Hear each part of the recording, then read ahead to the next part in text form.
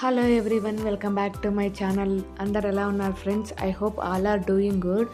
మీరు ఈరోజు వీడియోలో హెయిర్ బ్యాండ్ మేకింగ్ అనేది చూసేద్దాము.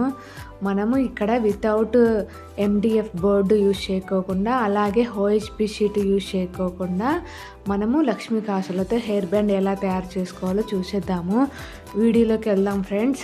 మనకు కావాల్సినవి 8K I shape kundans, red green matte finishing అండి. రెడ్ గ్రీన్ అనేది మ్యాట్ ఫినిషింగ్లో 8K ఐ షేప్ కుందన్స్, అలాగే లక్ష్మీ కాసులు, హెయిర్ బ్యాండ్, మనకి గ్లూ.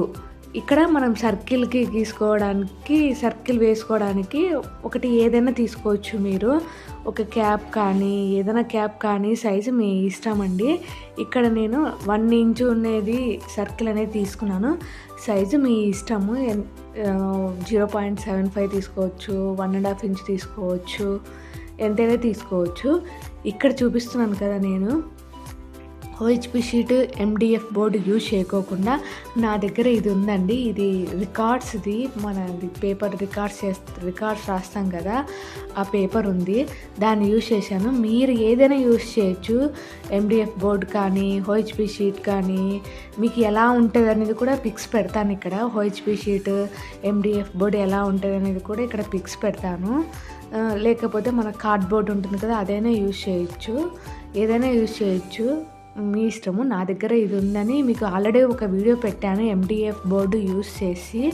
ఇది ఇంకో వీడియో అండి. ఒకవేళ మీరు అది చూడకపోతే చూడండి. 2 ఇంచెస్ MDF బోర్డు తీసుకొని కాసులతో హెయిర్ బ్యాండ్ తయారు చేశాను. ఇది 1.25 ఉంటుందండి సర్కిల్ అనేది. దీంతో నేను ఇప్పుడు మేకింగ్ చేస్తున్నాను. వీడియో మొత్తం చూసేయండి ఫ్రెండ్స్. ప్లీజ్ సబ్స్క్రైబ్ చేసుకొని చూడండి. మీకు ఈ వీడియో కనుక నచ్చినట్లయితే లైక్ చేయండి. అలాగే ఎవరికైనా యూజ్ ఉందంటే షేర్ చేయండి. ఎలా ఉండేది అనేది కూడా కామెంట్ చేయండి. చూస్తున్నారు కదా, ఇలా ఉంటుంది మనకి వైట్గా. సేమ్ OHP షీట్ కూడా ఇలానే ఉంటుంది. ఏమంటే అది కొద్దిగా థిక్నెస్ ఉంటుంది, మందం అనేది ఉంటుంది. ఇలాగ ట్రాన్స్పరెంట్గానే ఉంటుంది. దాన్నే యూజ్ చేయొచ్చు. నేను ఇప్పుడు నా దగ్గర ఉన్న దాంతో యూజ్ చేస్తున్నాను. మీరు వీడియో మొత్తం చూసేయండి ఫ్రెండ్స్. మీకు ఇక్కడ వీడియోలో సరిగ్గా కనిపించట్లేదని, హెయిర్ బ్యాండ్ బేస్ వైట్ కలర్లోనే ఉంది.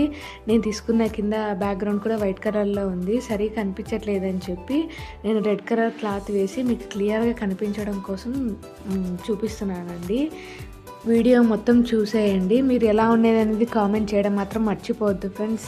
మళ్ళీ ఇంకోసారి అడుగుతున్నాను, ప్లీజ్ సబ్స్క్రైబ్ చేసుకోండి. సబ్స్క్రైబ్ చేసుకొని చూస్తే నాకు వీడియోస్ చేయాలనే హోప్ అనేది వస్తుంది. వీడియో మొత్తం క్లియర్గా చూపించాను. మనం 1 by 1 ఎలా స్టిక్ చేసుకోవాలనేది చూసేసేయండి. చివరి దాకా చూసేయండి, స్కిప్ చేయకండి. స్కిప్ చేయకోకుండా చూడండి, మీకు క్లియర్గా అర్థమవుతుంది.